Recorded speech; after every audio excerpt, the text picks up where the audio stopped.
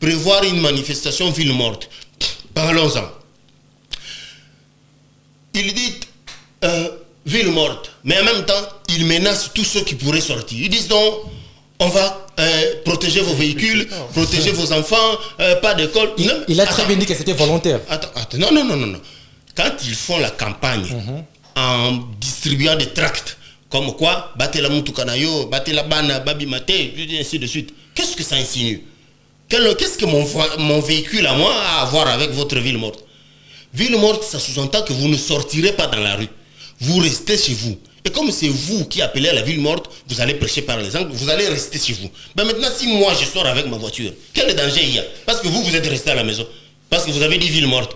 Parce que ma voiture va rencontrer quel danger dans la rue? Ça veut dire que ces gens ont d'autres intentions. Ils ont les intentions. Ça, c'est pas le procès d'intention. Hein? Non, ça, c'est pas le procès d'intention du tout. Vous avez des preuves alors? Ce sont des propos, oui. Prince Penge a distribué des tracts comme ça. Oui, appelant les gens à protéger leurs véhicules. Ça, ouais. En tant que des gens intelligents, réfléchissons. Quel rapport entre les véhicules des citoyens et la ville morte? Quel rapport? Où se situent, je dirais même comme ça, les véritables priorités de la population congolaise. Nous allons aussi parler de la proposition de loi fixant les conditions d'organisation du référendum en RDC, qu'on appelle communément ici loi référendum, initiée par le professeur Paul Gaspard. Est-ce qu'il y a, entre guillemets, les gains ou les biens de la population congolaise? Un débat très bon d'annonce, parce que je reçois ici des analystes politiques, des camps de confrontation. Il y a Enoch Manoka, analyste politique de l'opposition, que je dis bonjour et bienvenue.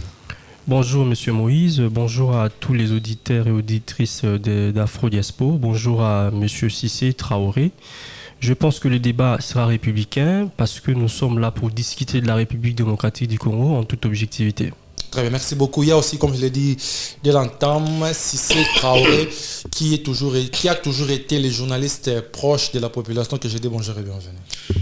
Bonjour cher Moïse, bonjour à Enoch, bonjour à vos téléspectateurs ou à vos éditeurs aussi. C'est un plaisir que de venir partager autour des questions qui touchent à la vie nationale. Très bien, présentons d'abord les faits. Le mercredi 27 mai, l'Assemblée nationale a adopté la loi organique sur le référendum après que les députés de l'opposition ont quitté la salle. Le président de la Chambre, Aimé Bodi Sangara, a simplement pris acte de ce départ.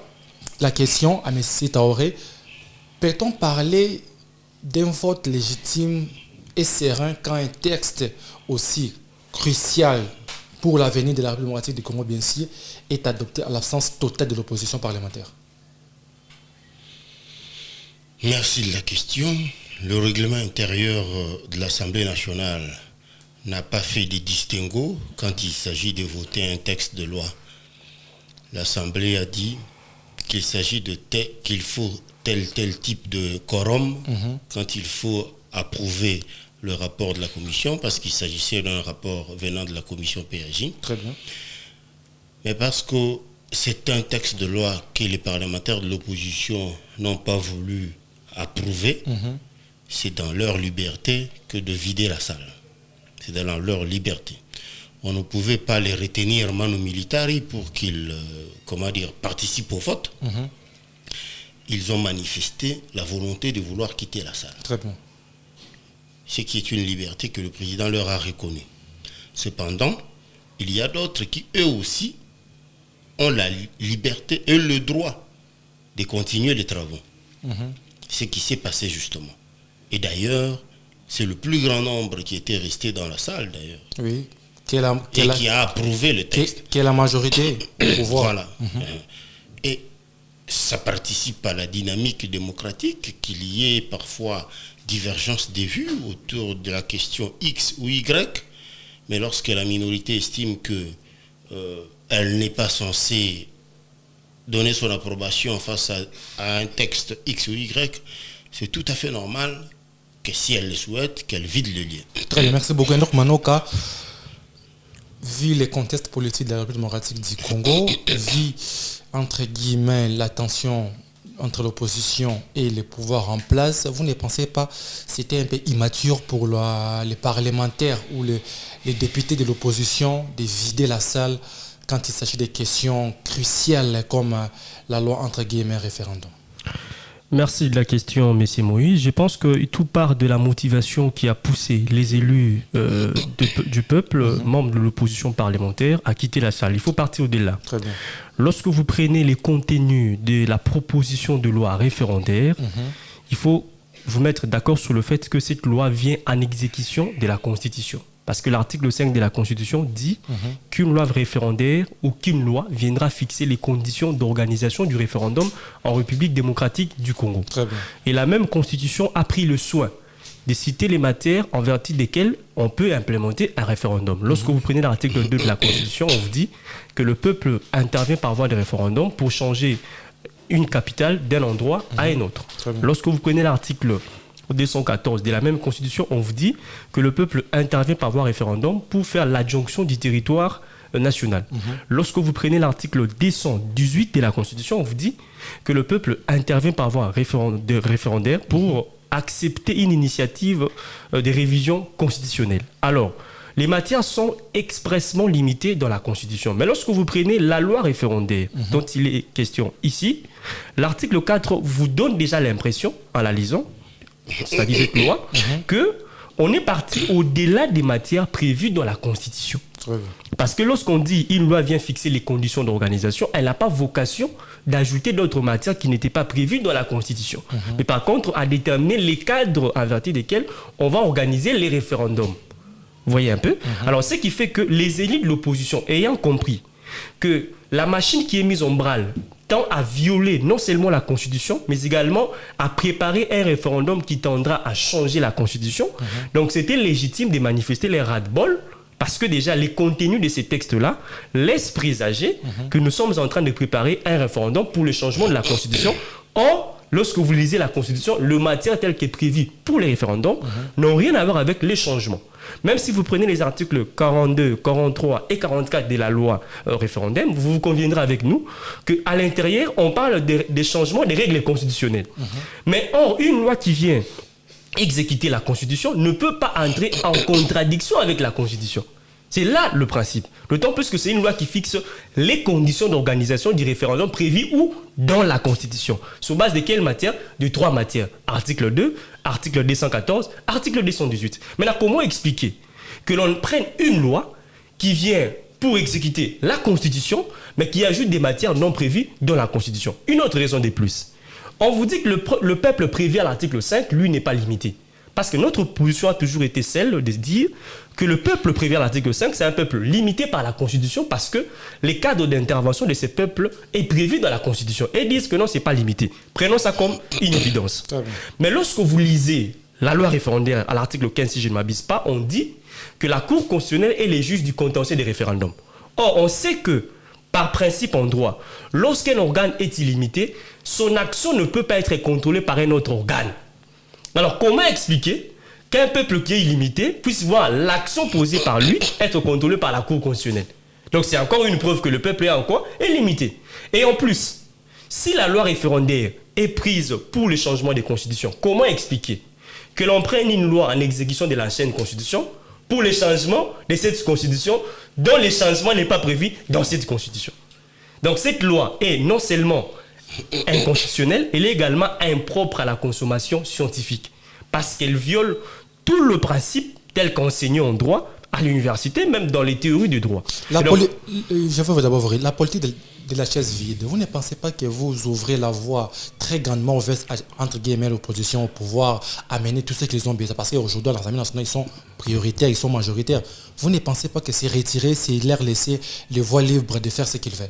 Je réponds à cette question en 2 temps. D'abord, c'est mal connaître le président Tshisekedi. Croire que vous pouvez aller avec lui en compétition, c'est croire à sa fidélité, à sa capacité de respecter les règles du jeu. Or, le principe avec Tshisekedi, c'est de toujours faire les contraires de ce que prévoit le texte. Même je prends le cas, les élections. À l'époque, l'opposition était divisée. Il y a des ceux qui pensaient qu'il ne fallait pas aller aux élections avec les cadres électoraux qui étaient prévus d'attendre. D'autres ont estimé qu'il faut aller aux élections. Nous sommes partis aux élections tout en violant les cadres légaux qui est prévu pour les élections. Il était prévu, je suis en train de répondre, il était prévu que les élections s'organisent pendant une journée. On est parti à plus d'une semaine. Donc, croire qu'en restant à l'Assemblée, on serait dans la capacité des contrecarrer les élus qui ont reçu des enveloppes avant qu'ils ne viennent à la plénière, qui ont reçu des promesses des véhicules, c'est mal connaître le système Tshisekedi, qui est un système qui ne respecte pas les textes. Deuxième temps, c'est parce que l'histoire politique de ces pays nous renseigne qu'à chaque fois que l'opposition n'était pas d'accord, l'opposition parlementaire bien sûr, n'était pas d'accord avec une question qui s'est passée au niveau du Parlement, elle claquait toujours la porte. En 2015, l'opposition politique, lorsque le PPRD a implémenté la loi électorale dans laquelle il était prévu qu'avant les élections, il faut le recensement, les élus de l'époque avaient claqué la porte.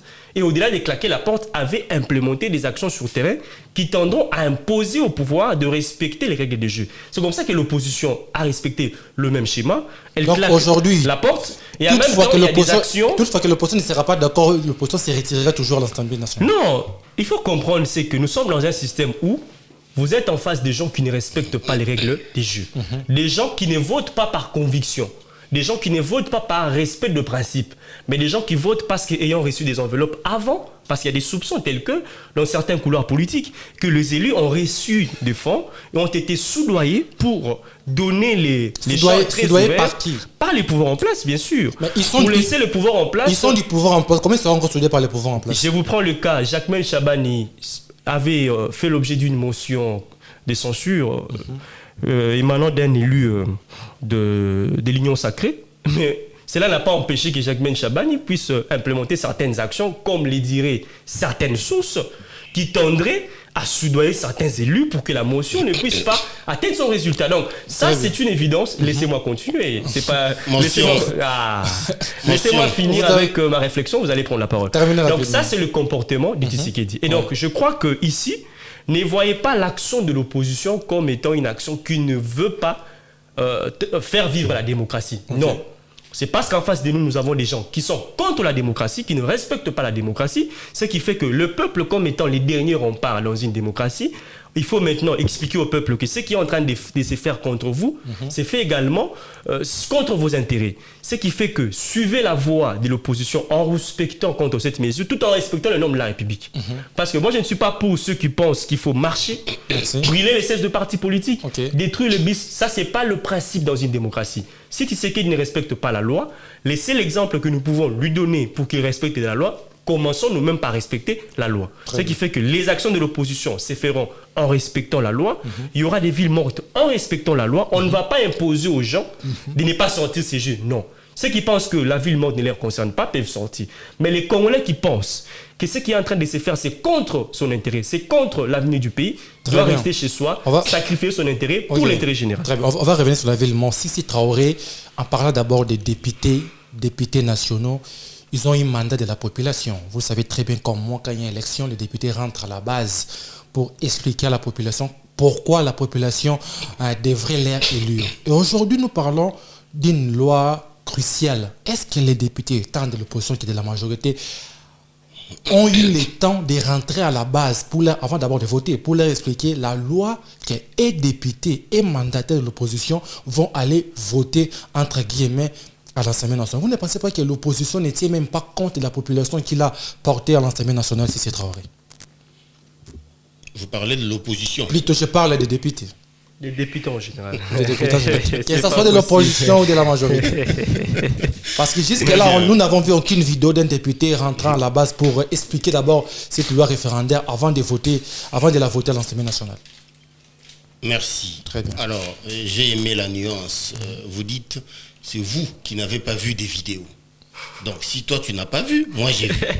Et peut-être d'autres Congolais ont vu. Non, vous avez vu heureusement que vous avez avoué vous-même que vous, singulièrement, n'avez pas vu de vidéos des députés en train d'expliquer. Moi, j'ai vu. Les campagnes ont déjà commencé. Les campagnes de sensibilisation ont déjà commencé. C'est-à-dire que les députés ont pris le temps d'aller dire au peuple pourquoi ils ont commencé la démarche de la loi référendaire jusqu'au changement de la Constitution. Comme quel député on peut noter? J'ai vu le parti de Mouzito en train de sensibiliser. J'ai vu les parlementaires de, comment il s'appelle, lui-même l'initiateur du texte de loi, le professeur Ngodankoy. J'ai vu, quelques 2-3 députés du pouvoir en train de sensibiliser dans différents meetings. Donc ça veut déjà dire que la campagne a déjà commencé. Cependant, le peuple a sa façon de réagir à une campagne. Si le peuple n'est pas d'accord, il va vous faire savoir qu'il n'est pas d'accord au moyen du référendum, justement. Il votera non. C'est très simple. Alors, Maître a dit beaucoup de choses ici. Très bien. Que je sache, la loi référendaire sous examen tire, comment dire, sa substance essentielle de l'article 5 de la Constitution. Très bien. Et tel que libellé, cet article ne limite pas le peuple seulement à la révision ou à l'adjonction du territoire ou à je ne sais quoi. Je me focalise sur l'article 5 parce que c'est celui-ci qui est même repris dans l'exposé des motifs de la loi référendaire en question. Cet article est à la portée de tout le monde. Lorsque vous le lisez, il n'insinue nullement que le peuple auquel il fait allusion est illimité. Nullement. Parce que c'est ça la base constitutionnelle même de la loi référendaire. Focalisons-nous sur l'article 5. Est-ce que cet article insinue ne serait-ce qu'un peu que le peuple dont il reconnaît comme le dernier rempart en termes de distribution de pouvoir était-il limité? Ce n'est pas dit. Vous le voyez maintenant recourir à d'autres dispositions de la Constitution, comme faire un raccourci pour dire, voilà, la Constitution a limité l'exercice du référendum autour de telle matière. Alors que si vous lisez la loi en question, dans son exposé des motifs, il vous fait recours à l'article 5, lequel est très expressif. Il vous dit tout pouvoir vient du peuple. On dit bien tout. Tout vient du peuple. Même le pouvoir de changer la Constitution, y compris. Il vient du peuple. Et dit, le fait seulement de penser que le peuple pourrait être limité comme souverain primaire, je ne comprends pas cette logique-là. Qui est-ce qui peut le limiter, cher maître? Je ne comprends pas. C'est quoi cette théorie-là de vouloir, de penser ne serait-ce qu'un seul instant que le peuple pourrait être limité? C'est lui qui est au-dessus de tout, et du président de la République, et de la Constitution même, étant donné le dernier rempart qui donne son quitus pour l'acceptation, oui ou non, d'une nouvelle loi constitutionnelle. Si ce peuple-là dit « je n'en veux plus » et que vous, dans votre texte, vous n'avez pas clairement prévu des mécanismes du changement de la Constitution, mais le peuple est au-dessus même de la Constitution. Il vous dit que je n'en veux plus, même si vous n'avez pas prévu des mécanismes de son changement, mais puisque moi j'en veux plus, qu'est-ce que vous faites? Vous vous exécutez. Ça c'est pour rejoindre sa logique. Mais moi dans ma logique, je vous dis, je reconnais, si je me réfère à l'article 5, lequel constitue la base constitutionnelle de cette loi référendaire, qui ne limite nullement le peuple. Alors, je ne sais pas d'où Maître sort cette formule qui pense que le peuple souverain primaire pourrait ne serait-ce qu'un peu être limité. Pour en venir maintenant au 64, vous dites 64, C4, patati patati. Nous sommes en République démocratique du Congo. Très bien. En plein 21e siècle. En 2026. Dans une démocratie moderne. Et dans toutes les démocraties modernes à travers le monde, lorsque le peuple ou les citoyens sont divisés autour d'une question donnée, il y a des mécanismes démocratiques bien prévus pour pouvoir les départager. C'est prévu en toute démocratie, partout au monde. Je ne peux pas comprendre que les gens veuillent de la démocratie, mais refusent ses corollaires. C'est bizarre. Si vous acceptez la démocratie, acceptez les élections, acceptez aussi les référendums. Parce que ça fait partie des implications, justement, de la démocratie. Comment vous pouvez accepter que nous soyons République démocratique du Congo, mais que vous refusiez qu'il y ait un référendum? Ça ne va pas. Dites-nous, si vous ne supportez pas la démocratie, qu'on retourne en deuxième République. Ainsi, on appliquera la dictature. L'idée derrière les changements de la Constitution, l'opposition a parlé, c'est une manière de maintenir le président Félix Tshisekedi au pouvoir. Laissez-moi évoluer. Très bien. Vous dites l'idée derrière, c'est là le problème. Est-ce que nous devons, pour que le pays avance, nous devons nous fier à des suspicions des gens? Les gens n'ont rien à offrir. Tout ce qui leur reste, c'est des suspicions. Vous avez entendu Maître parler ici. On sait, la plénière, les députés ont été soudoyés. Si vous lui demandez, ne serait qu'une petite once de preuve, il n'en a pas. Il n'en a pas. Je suis sûr qu'il n'en a pas et il ne va pas donner. Demandez-le, vous verrez qu'il n'en a pas. Mais comment voulez-vous que des gens qui font procès d'intention, qui font des suspicions, que la République s'arrête, qu'il y ait immobilisme, parce que les gens qui ont accepté que nous allions en démocratie commencent maintenant à refuser les corollaires de la démocratie, qui sont notamment les élections et les référendums. Mais je ne peux pas comprendre ça, c'est contradictoire. Dans toute démocratie moderne, lorsque les gens ne s'entendent pas autour d'une question, il y a des mécanismes bien prévus pour pouvoir les départager. On ne sort pas les muscles. Dans une démocratie, on ne fait pas ce genre de choses. Vous ne sortez pas les muscles si vous voulez manifestation. Oui, manifestation, oui. C'est prévu dans la Constitution, mais pacifique. Mais par expérience, en tant qu'analyste politique, j'ai un peu d'expérience. Je sais que les manifestations annoncées comme pacifiques ne le sont vraiment pas. Elles finissent toujours par des casses et des morts. Si ce sont des manifestations pacifiquement pacifistes, alors tant mieux, allez marcher, mais ne cassez pas. Mais tout en sachant qu'après avoir marché, vous êtes dans l'obligation de retourner voter. Le référendum est constitutionnel. Mais maintenant, la Constitution a prévu qu'il y ait une loi référendaire depuis 2006. Mais personne ne s'empresse à proposer une loi. Les gens ont siégé là-bas, ont bouffé l'argent du peuple des législatures et des législatures. Mais ils n'ont jamais pensé à proposer une loi référendaire. Doit-on blâmer le professeur Ngondankoy qui, lui, vient remplir un vide en proposant un texte de loi, ou il faut que l'on continue comme ça à bouffer l'argent en tant que député? Est-ce que c'était prioritaire avec tout ce que la population vit? La Constitution a dit que c'est prioritaire parce que la Constitution l'a prévu. Par conséquent, il fallait élaborer un texte de loi qui prend en charge la question de l'organisation du référendum depuis 2006. Mais vous aurez voulu quoi? Que l'on continue avec ce vide-là comme ça? Est-ce qu'il faut blâmer celui qui propose? Et pourquoi, pourquoi seulement maintenant? Ah ben voilà, pourquoi pas maintenant aussi? Qui a dit qu'il ne faut pas le proposer maintenant? Personne. La Constitution a dit qu'il en faut une. Autant nous exécutons tout ce que la Constitution a prévu, autant nous devons aussi prévoir une loi référendaire parce que c'est recommandé par la Constitution. Vous auriez voulu que l'on continue comme ça dans le vide? Ah ben non. Un député consciencieux qui sait qu'il bouffe l'argent du peuple, payé par le peuple, par conséquent, il doit faire son travail. Il propose une loi référendaire. Laissez-moi chuter. Il propose une loi référendaire pour combler le vide. Il est à applaudir. Il n'est pas à blâmer. Bon, maintenant que les gens, dans leur suspicion, vous disent, mais non, les référendums là, c'est pour maintenir, et patati patata, et pourquoi seulement maintenant? Est-ce que c'était prioritaire? Mais qui vous êtes, vous, pour pouvoir établir les priorités? La Constitution elle-même a déjà dit qu'il faut une loi référendaire. Elle n'a pas dit qu'il faut la voter une année après, 2 ans après. Non, il en faut une. Bon, maintenant, un député a fait son travail d'en proposer une.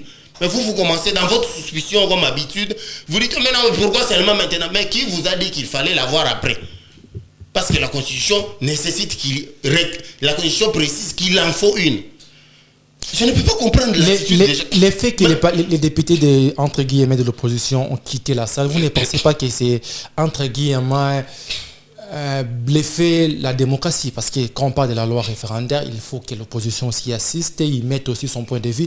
Mais le départ sur l'opposition, le départ a été déjà biaisé. Et vous, en tant que membre entre guillemets de la majorité, vous pensez que non, que l'opposition puisse être là ou pas, lécher en bas la caravane passe? Vous m'avez présenté comme journaliste indépendant et très proche du peuple, très proche de la population. Donc dire entre guillemets de la majorité, je ne comprends pas cette cacophonie. Vous-même, au départ, vous m'avez présenté en tant que... Maintenant, le fait pour les députés de l'opposition de quitter la salle, c'est ce qui est prévu même par la démocratie. Vous n'êtes pas d'accord, vous boycottez. Vous n'êtes pas d'accord, vous vous abstenez. Vous n'êtes pas d'accord, vous vous en allez. Ça, c'est la liberté, justement, garantie par la démocratie. J'ai dit ici dès l'entame qu'on ne pouvait pas les retenir par force. Mais aussi, il ne faut pas oublier qu'en démocratie, une minorité peut refuser, mais que la majorité peut l'emporter. C'est comme ça que ça fonctionne en démocratie. Une majorité soudoyée selon Enoch Manoka. Ça aussi, ce sont des suspicions. Demandez-lui ne serait-ce qu'une preuve. Il ne donnera pas. J'avance. Alors, s'ils sont convaincus que le changement de la Constitution est mauvais, et qu'ils sont convaincus que le peuple est avec eux, et donc ils vont convaincre le peuple de voter contre, de voter non, au moment du référendum. Alors pourquoi il faut s'agiter? Si vous êtes vraiment sûr que votre argument... Attendez, laissez-moi citer.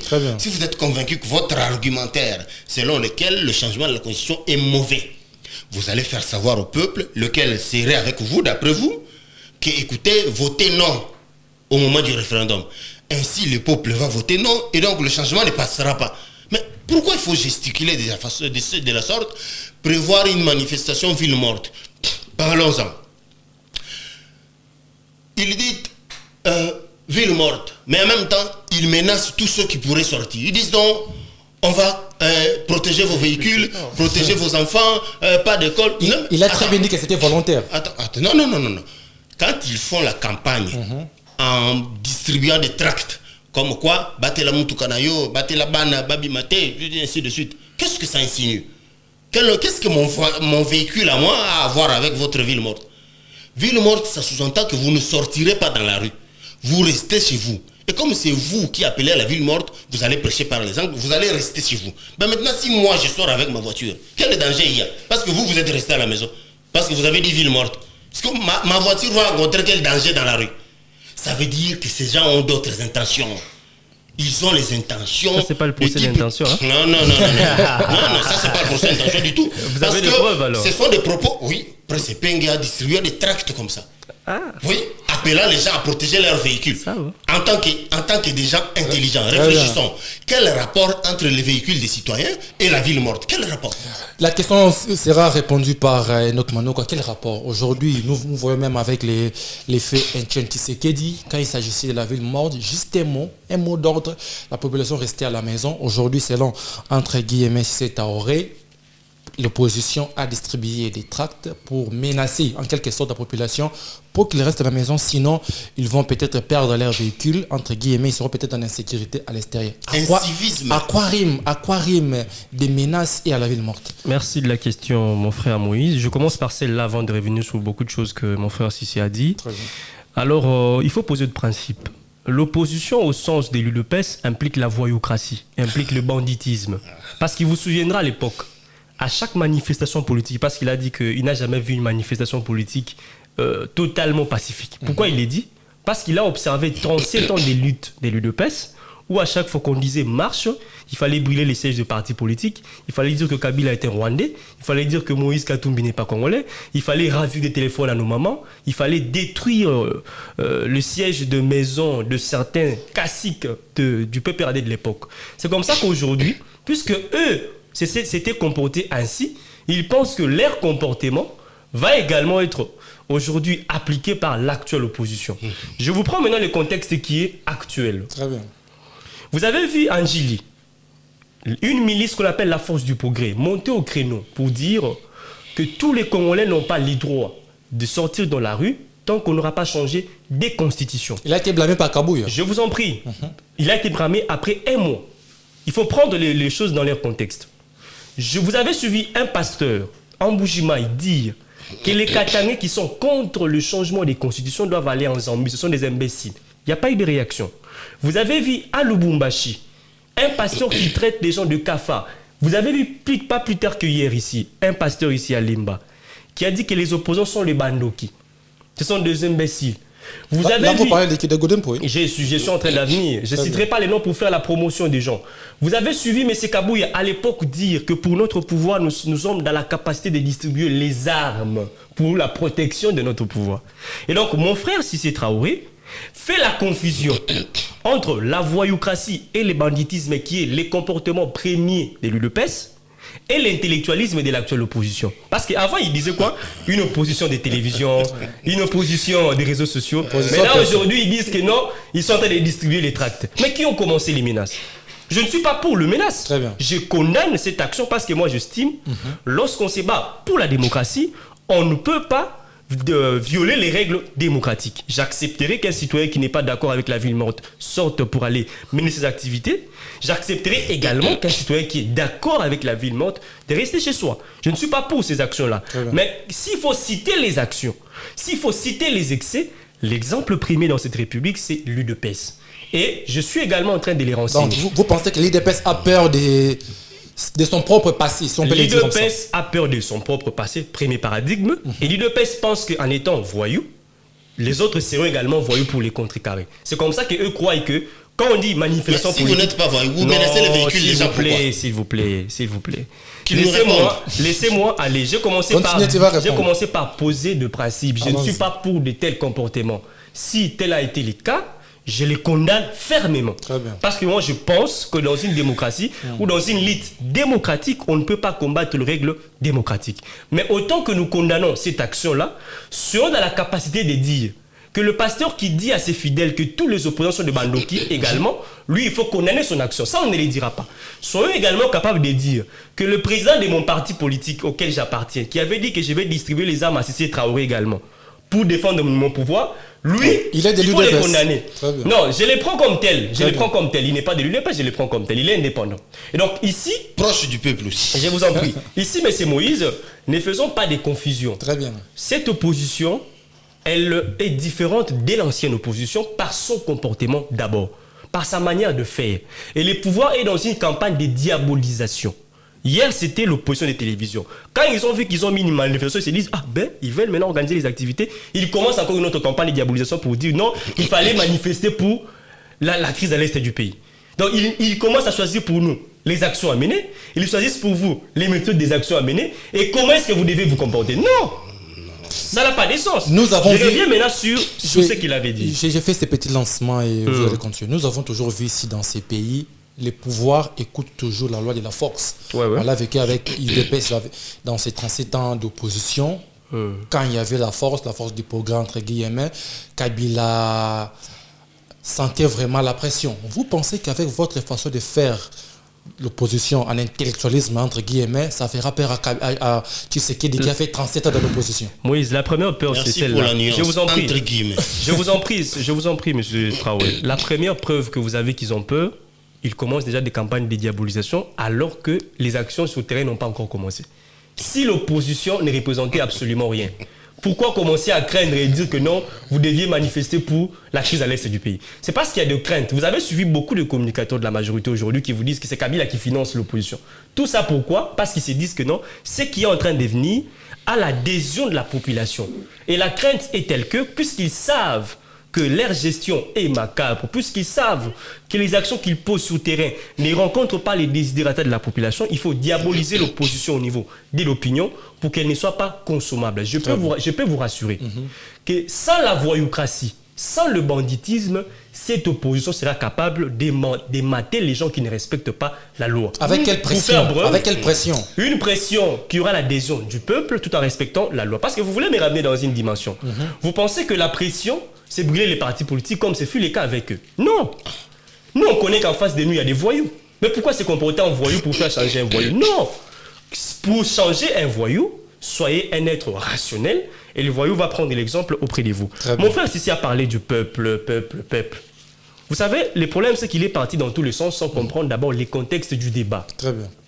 Quand on parle de la révision de la Constitution, le pouvoir qui intervient, c'est un pouvoir constituant dérivé. Et son action a des limites. Mais quand on parle du changement des constitutions, c'est un pouvoir constituant originaire qui, lui, n'est limité ni dans la matière, ni dans le temps, ni dans quoi que ce soit. Mais là, pour voir que le pouvoir actuel dont vous faites allusion qui est souverain est limité, je vous prends seulement la loi. En droit, on dit, lorsqu'un pouvoir est souverain et illimité, son action ne peut être contrôlée par aucun autre organe. C'est comme vous. Quand vous êtes illimité, comment expliquer que l'action qui sera posée par vous doit subir un contrôle de la Cour constitutionnelle? Parce que même en droit, on dit qu'il y a les blocs de constitutionnalité qui permet à la Cour, lorsqu'elle exerce sa mission, de vérifier la conformité d'une action par rapport à une loi. Maintenant, la Cour, lorsqu'elle viendra juger les contentieux des référendums, elle va se référer à l'ancienne constitution pour la nouvelle. Comment expliquer ça même sur le plan de la rationalité? Donc, il se pose un problème. Si vous voulez un référendum du changement, il ne faut pas prendre une loi en exécution de la Constitution. Parce que le changement de la Constitution est extra-constitutionnel. Donc, c'est ça le problème, la question de l'opposition. C'est ça le problème. Parce que là, nous, on fait l'analyse du contenu de la loi. J'ai bien dit. La Constitution dit une loi vient fixer les conditions d'organisation du référendum. Puisque, en droit, lorsqu'on interprète une loi, il y a ce qu'on appelle la méthode holistique. La méthode holistique vous permet de faire quoi? De comprendre une disposition à l'aune des autres dispositions. Si vous prenez l'article 5 pose le principe et puis il vous permet de comprendre le mécanisme d'expression du peuple. Il vous dit non, le peuple s'exprime par voie de référendum, par ses représentants ou par les élections pour élire ses représentants. Mais l'article 5 ne dit pas les matières d'intervention du référendum. Très bien. Est-ce qu'on se comprend? Je parle de l'article 5. Mais quand vous prenez les autres dispositions de la Constitution, c'est la méthode holistique. Je ne sais pas si on comprend. C'est comme font les pasteurs pour expliquer. Il faut prendre 2-3 versets pour expliquer. C'est ça la méthode holistique. Lorsque vous prenez l'article 2, lorsque vous prenez l'article 161, lorsque vous prenez l'article 214, lorsque vous prenez l'article 218, vous allez vous rendre compte que la Constitution dénombre le matière d'intervention du peuple dans le cadre du réforme, parmi lesquels ne se trouvent pas les changements des constitutions. Pour Même vous, sur le la plan démarche de la majorité a été biaisée. Moi, je suis d'abord dans l'analyse de la loi. C'est une loi qui est impropre à la consommation scientifique. Je prends un autre exemple. Prenez la loi électorale. On vous dit que le peuple exprime sa souveraineté par élection et par référendum.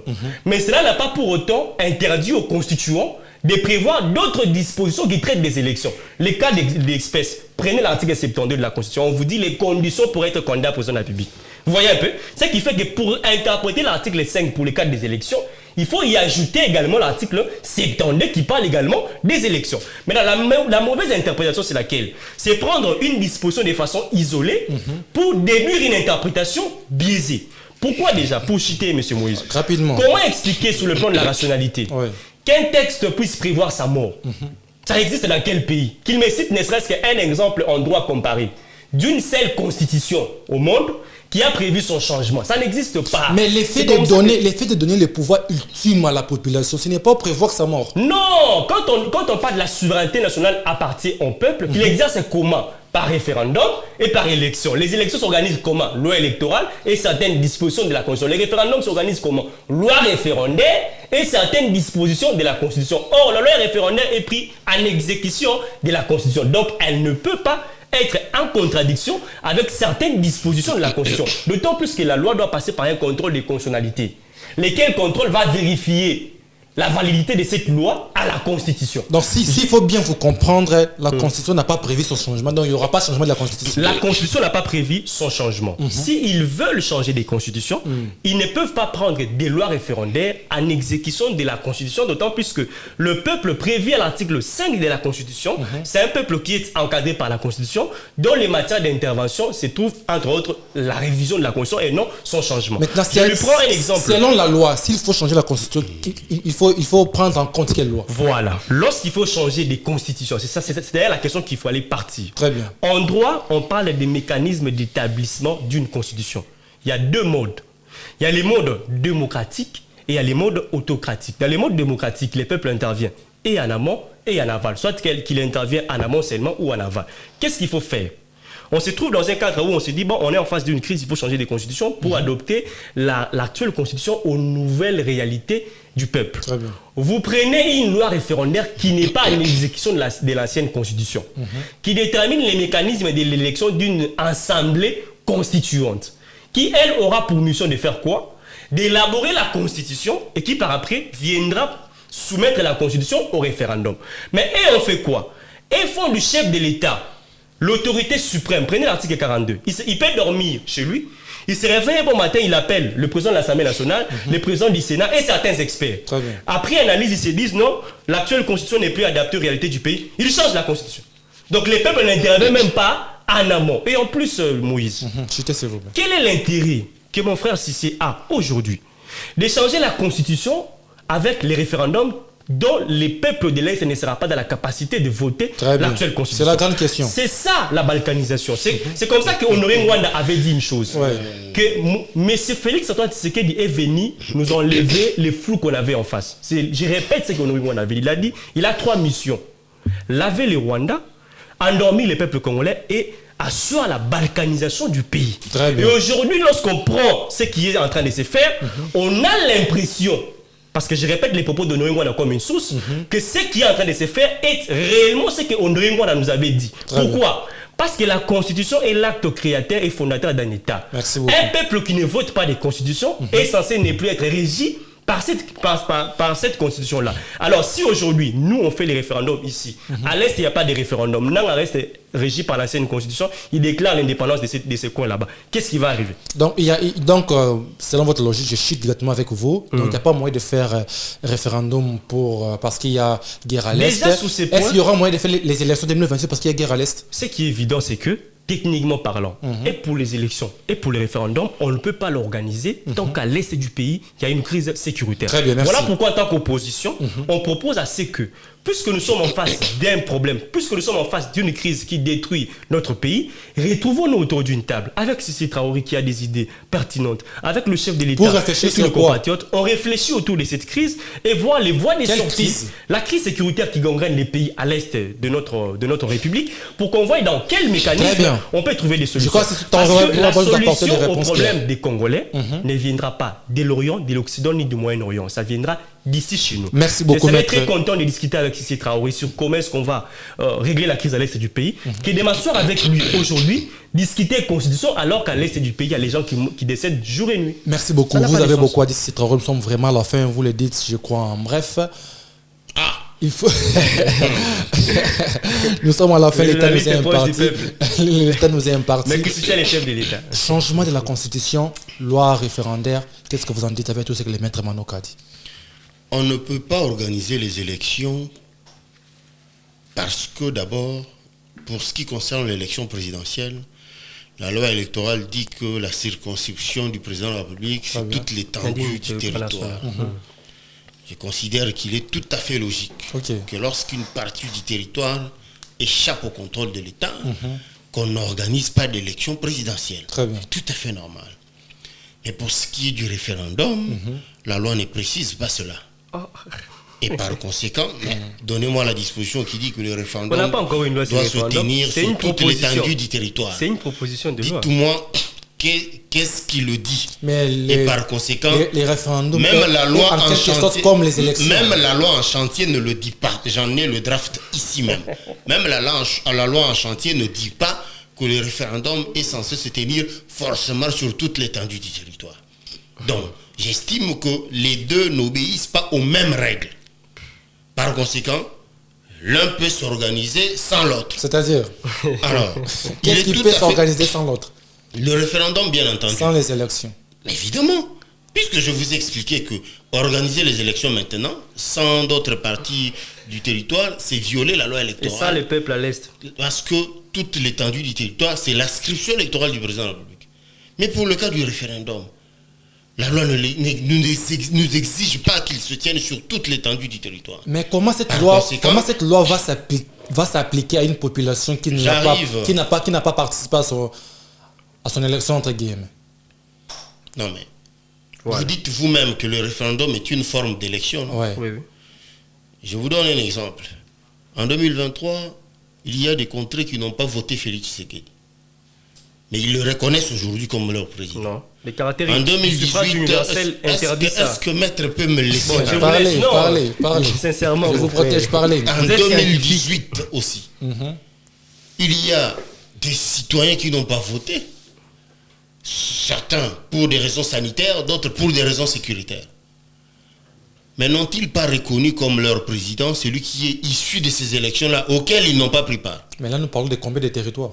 La majorité des Congolais ont voté un texte qui s'applique par conséquent sur toute l'étendue du territoire.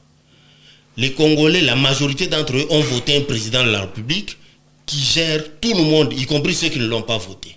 Voyez-vous? Même ceux qui n'ont pas voté à Yumbi reconnaissent Tshisekedi comme leur président. Ceux qui n'ont pas voté en 2018 à Beni, je crois, pour des raisons sanitaires, ont reconnu Tshisekedi comme leur président. Et ainsi de suite. Donc c'est une discrimination. À l'Est, on peut rester en insécurité, on va voter ici. S'il vous plaît. Mais maintenant, ce que le président de la République dit, c'est quoi? Il dit oui, ce sont des cas d'exception. Il ne faut pas en faire des règles. Voyez-vous? Si Beni et Yumbi et les autres n'avaient pas voté, c'était pour des cas d'exception, des contraintes qu'il y avait en ce moment-là. Mais maintenant, voulez-vous que l'on continue comme ça et qu'on en fasse une règle, que l'on continue à voter un président de la République sans eux? C'est ça la crainte. Voilà pourquoi le président dit on ne peut pas organiser, on ne peut pas faire de cette exception-là une règle. Il faut bien qu'à un moment donné, qu'on se stoppe, qu'on attende, que l'on recouvre l'autorité de l'État sur toute l'étendue du territoire pour que tout le monde vote. Mais avec les référendums, on ne peut pas entendre. Parce que je vous ai donné tous les exemples ici. Pour ce qui est du référendum, spécialement pour ce qui concerne la révision, on vous parle que de 100 000 signatures. Ça, 100 000 c'est signatures, c'est l'initiative. Pour ce qui concerne la c'est pas les révision. votes, c'est l'initiative, mon frère. N'échangeons pas des choses. Moi, je parle de quoi? On a dit une fraction peut initier, mais les votes prennent tout le peuple. Attends, c'est dit où? Oh, mais c'est ça. Attends, j'ai oublié l'article 218. Parce que vous êtes en train de mentir sur beaucoup de choses. Non, Attendez. non, vous mentez sur beaucoup de choses. Non, attendez. Vous Pour mentez. ce qui concerne l'élection du président de la République, la loi électorale dit précisément qu'il est voté sur toute l'étendue du J'ai territoire. voulu l'article Mais pour 218. ce Vous qui avez menti. attendez, Que l'opinion suive non, ça. Vous avez mais menti. j'ai la parole. Ah, vous voyez, Moïse Mais peut dire ça. maintenant, Vous avez menti. pour ce qui concerne le référendum, Vous allez lire après. le référendum auquel, d'ailleurs, pour ce qui concerne l'article 18 et 218, je l'ai évoqué parce que je sais qu'il il s'agit de la révision constitutionnelle. Ah, voilà, vous Il ne commencez s'agit à pas vous du changement. amender. Mais j'ai dit, il s'agit de la révision constitutionnelle Très bien. où la Constitution vous dit 100 000 signatures, vous pouvez déclencher l'initiative. Mais pas Mais les pour votes. autant, elle ne précise pas la Constitution que ce référendum doit se tenir sur toute l'étendue du territoire, forcément. Voyez-vous la différence? On parle de ce que dit les textes. Bon, maintenant, quel est l'objectif in extenso? L'objectif in fine, justement, de la loi référendaire, du changement de la Constitution et des élections. Les deux ne poursuivent pas les mêmes objectifs. Mais le changement de la Constitution a un objectif précis, celui de consolider l'État, d'assouplir sa gouvernance du point de vue économique et de consolider l'État du point de vue notamment sécuritaire aussi. Ces ajouts que les Congolais souhaitent que l'on mette dans la nouvelle Constitution ont pour objectif in fine de consolider l'État d'abord. Ces objectifs-là sont prioritaires comparés aux élections. Très prioritaires même. Les élections ne font qu'engloutir de l'argent et pour changer à la tête du pays certains dirigeants.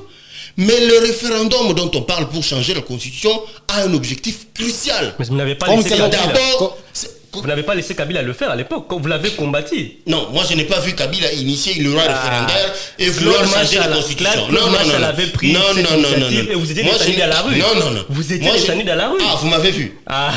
Je précise ici que l'objectif in fine du changement de la Constitution n'a rien à voir avec l'objectif des élections. Donc on ne peut pas les mettre sur la même balance.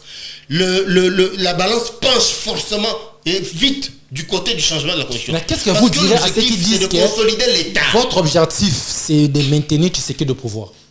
Parce que quand il y a changement de la Constitution, tout va tomber à l'eau. Il Voilà. peut postuler pour son premier mandat Voilà. et faire encore des mandats selon la nouvelle Constitution. Voilà, vous me rejoignez dans ce que je disais tantôt, les suspicions. Les gens ne sont plus dans un débat réfléchi.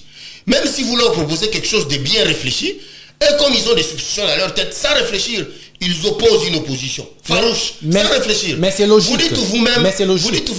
vous dites vous-même ici qu'ils pensent qu'on veut changer de constitution pour Tshisekedi. Mais ce qui est logique, Alors que, mais alors, parce qu'il va postuler. ça, qui leur a dit ça? Qui leur a dit qu'on veut changer de constitution pour mettre Vous Tshisekedi? n'avez pas suivi quand elle a dit ça. Quand elle a dit que nous changeons pour que Donc, Tshisekedi reste au maintenant, pouvoir. et Il qu'est-ce a que les vous allez votes- faire? il a les votes quand, non? Allons-y, Prenez allons-y. ça également comme preuve. Les- Ah, mon camp, donc il est proche du peuple. Oui, oui. Ah, s'il est proche du peuple, c'est que c'est le souhait du peuple. Ah. Si c'est le souhait du peuple, alors c'est le bienvenu. Parce Continuez, qu'il Traoré. il dit bien, Très bien. que ceux qui ont soutenu ça sont de mon camp. Alors mon camp, c'est celui du peuple. Oui, oui. Donc si le peuple congolais souhaite qu'on maintienne Tshisekedi, mais qui va s'opposer à ça? Il a souhaité où? Si c'est vraiment le peuple Le congolais peuple qui l'a le souhaite. souhaité où, mon frère? Toi-même, tu as dit que ça vient de mon camp, non? Non, ça vient Tu l'as dit ici. des cas qui est de ton camp. Mais Oui, vous mais- n'êtes qu'une fraction mais- des gens, toi, tu- là, si c'est 10 personnes. Voilà ça, ce que c'est je- pas le peuple. Il parle du camp de la majorité. Mais justement, aujourd'hui, lorsque l'UDPS a quitté l'opposition, Très bien. il a quitté avec le peuple. Il est parti avec le peuple au pouvoir. Aujourd'hui, le peuple se reconnaît au pouvoir plutôt qu'à l'opposition.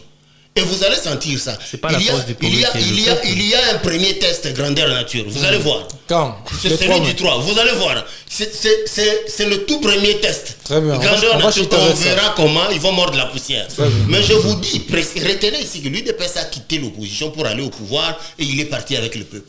Donc ceux qui obéissaient au mot d'ordre de ville morte et de marche et ainsi de suite sont désormais avec Tshisekedi au Vous n'avez pouvoir. pas vu lors du Voyez, lancement de la demandez-vous- coalition 64, il y a eu demandez-vous- vraiment la population. Mais attends, vous rigolez ou quoi? centre Boboto. Vous blaguez ou quoi? Boboto, vous considérez ça comme, comment dire, comme disent les Quinois, Nzungu ma famille. Est-ce que c'est une mesure suffisante pour pouvoir constater la popularité des politiciens ici à Kinshasa? Boboto. Attends, mais ça ne suffit pas. Très bien, merci beaucoup. Je vous dis, premier test grandeur nature, c'est ce qu'ils ont appelé pour le 3. Et vous verrez que ce même 3, les rues de Kinshasa seront bouillonnantes. Il n'y aura pas de ville morte. Vous allez voir. Très bien. C'est là que vous allez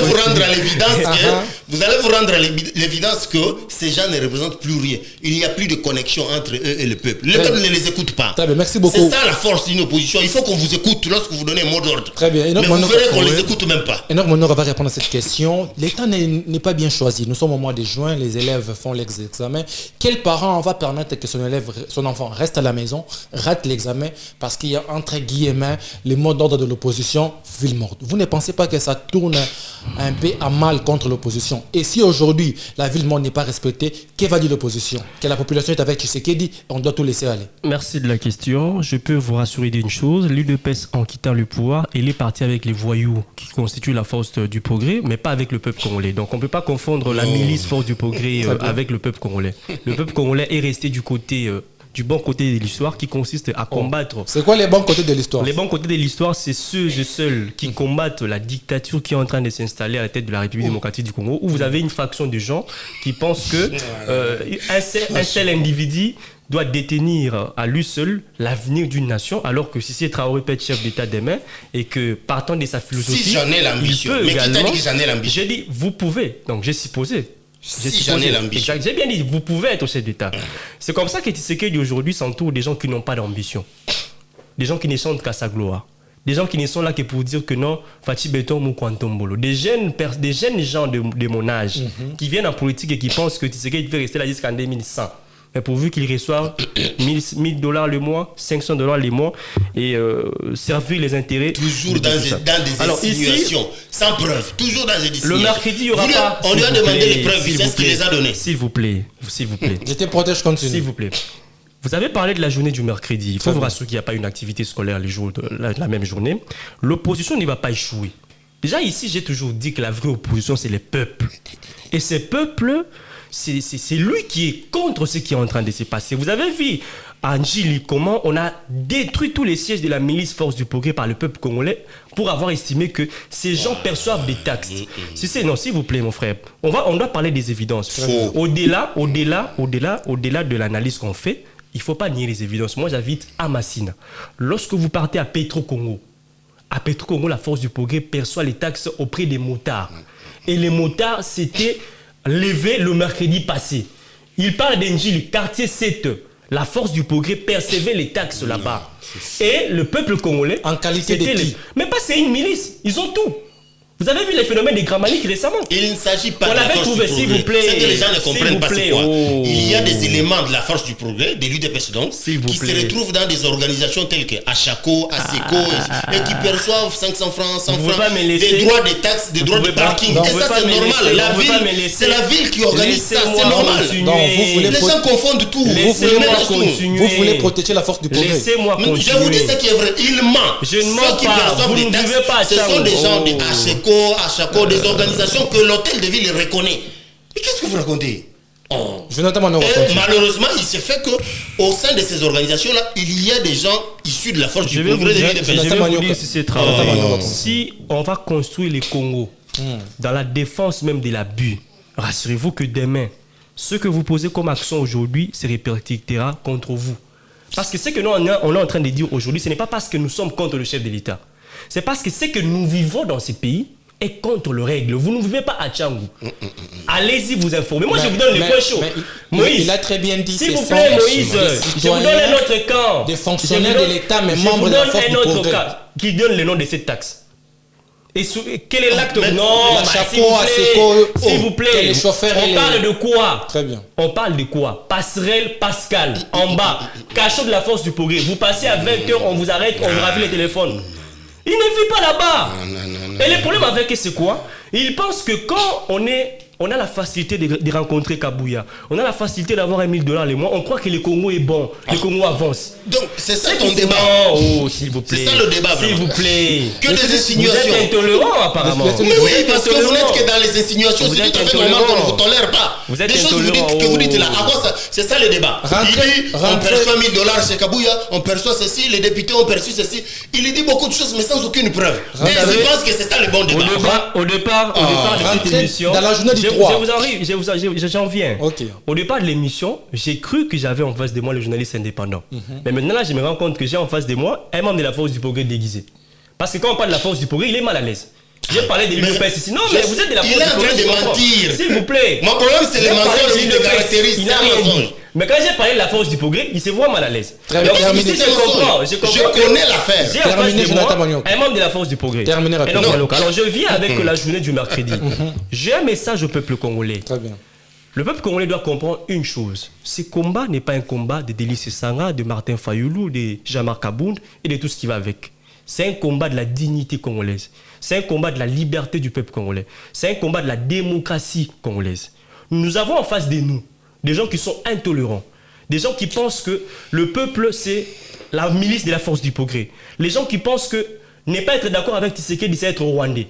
Aujourd'hui, tous les Congolais qui pensent contrairement à Tshisekedi Traoré, c'est un rwandais. Tous les Congolais qui pensent contrairement à Kabound, disons à Kabouya, c'est un rwandais. Nous avons la responsabilité en tant que peuple de nous lever pour notre propre dignité. Si vous pensez que cette activité qui s'organise, c'est pour l'intérêt des politiciens, vous n'aurez que vos yeux pour plairer. Quand on va changer la constitution et qu'on va instaurer un roi soleil qui sera là jusqu'en 2100 et qu'on ne respectera pas les règles, la responsabilité vous revient.